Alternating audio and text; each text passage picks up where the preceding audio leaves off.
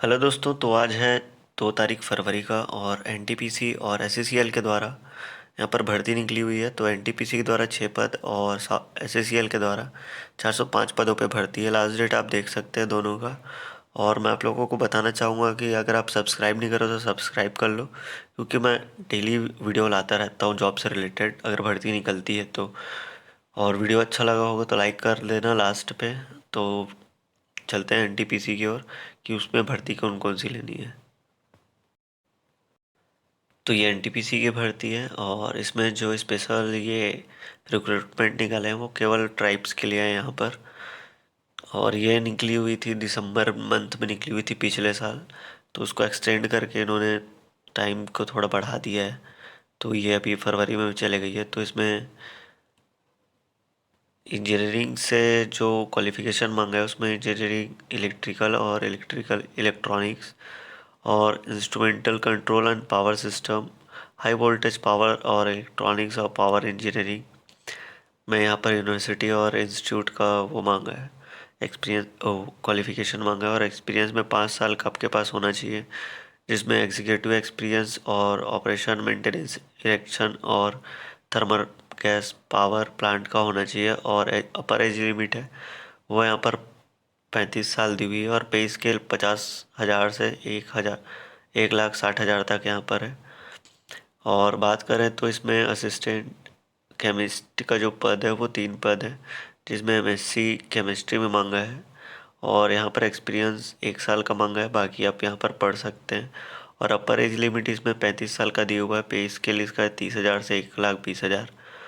और identification and disability यहाँ पर अलग से आप देख सकते हैं। यहाँ पर हेल्थ से जो रिलेटेड है उसका एग्जामिनेशन एनटीपीसी के हॉस्पिटल पे ही होगा। और जो मेडिकल नॉर्म्स है यहाँ पर दिया हुआ है एनटीपीसी के साइट पे, आप जाके चेक कर सकते हैं। और जनरल कंडीशन है जिसमें इंडिया का आपका नेशनैलिटी होना चाहिए। और जो क्वालिफ़िकेशन होगा वो रिकॉग्नाइज्ड यूनिवर्सिटी का होना चाहिए। और जो कैंडिडेट है उसके पास एसटी का सर्टिफिकेट होना चाहिए। और इसमें आप आगे देख सकते हैं, बाकी आप पढ़ के इसमें भरिएगा। और यहाँ पर हाउ टू अप्लाई दिया हुआ है और इसके लिए कोई भी फीस नहीं लगेगा। यहाँ पर इन्होंने क्लियर कट मेंशन करके रखा हुआ है। तो आप ज़रूर भरिएगा फॉर्म। और जो मैं बता रहा था कि इसका फॉर्म पहले ही आ चुका था, यहाँ पर इन्होंने मेंशन करके रखा हुआ है। ये 30/12/2022 को ये आया था। और इसका जो ऑनलाइन एप्लीकेशन है वो 20/1/2023 को इसका स्टार्ट होना था, लेकिन अब पोस्टपोन होके ये आगे बढ़ चुका है। तो आप जाके वहाँ पर भर सकते हैं। आप लिंक दे दूंगा डिस्क्रिप्शन पे, आप जाके ज़रूर देखिएगा। तो चलते हैं एसएससीएल की ओर। तो एसएससीएल पे कितनी भर्ती निकली हुई है वो देखते हैं।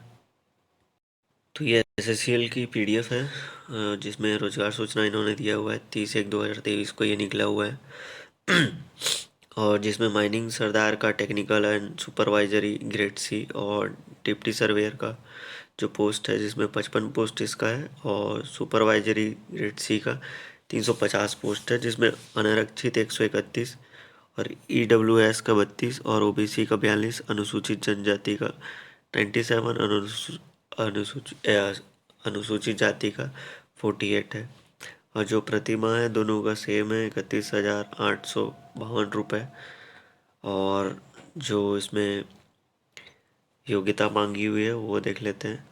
तो इसमें इन्होंने मांगा हुआ है माइनिंग सरदार के लिए सरकार द्वारा मान्यता प्राप्त बोर्ड से मेट्रिकुलेशन और समकक्ष परीक्षा उत्तीर्ण होना चाहिए आपका।